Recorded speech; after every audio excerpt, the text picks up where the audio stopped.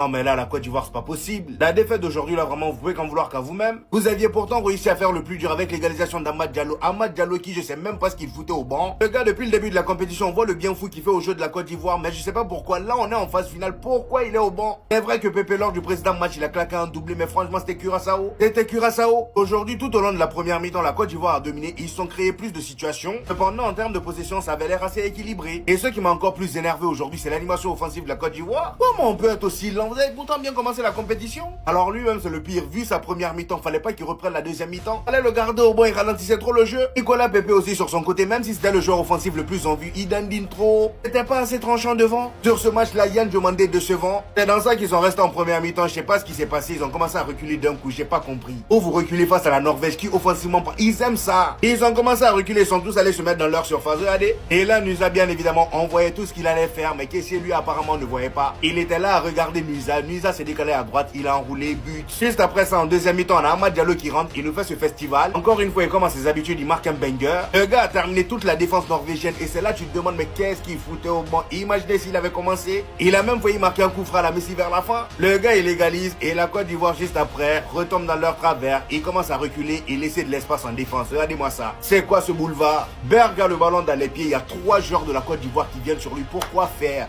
Vous laissez Erling Haaland le plus dangereux. Même Erling est... Haaland a été nul pendant tout le match. Il a été à chier pendant tout le match. On le voyait pas. Quand vous voyez ça, vous dites, oh, il n'est pas dangereux. Si. Il est très dangereux. Le gars, il s'est bien placé tout seul dans la surface. Et Thierry marque. Je suis tellement dégoûté. Un beau jour, un ovni est arrivé. Provenance, la Norvège.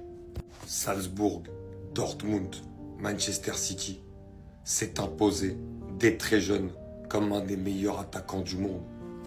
A rejoint une sélection qui n'existait plus du tout, ni en Europe, ni dans le monde, depuis très longtemps. Et en a refait quelque chose de stable, quelque chose de puissant, quelque chose de fort, quelque chose qui redonne espoir aux supporters.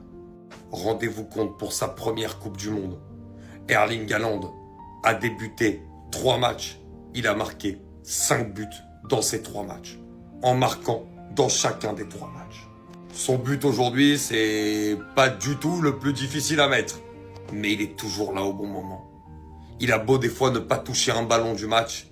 S'il a le ballon dans la surface, ça va au fond. Et il va falloir mettre énormément de respect sur la Coupe du Monde d'Erling Haaland.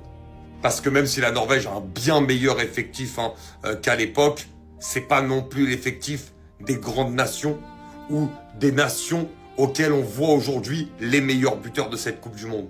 Comme Messi, comme Mbappé, comme Dembélé, etc. Et ça montre une chose. C'est qu'on sait que c'est une Coupe du Monde de GOAT. Et que même s'il est avec la Norvège, il a dit « Je suis un GOAT de cette nouvelle génération. Je serai présent dans cette Coupe du Monde. » Et il l'a déjà marqué de son empreinte. Parce que la Norvège qui va en 8e de finale, c'est juste extraordinaire. Et c'est emmené par Brodt. Et pour s'offrir un match de gala contre le Brésil, c'est extraordinaire.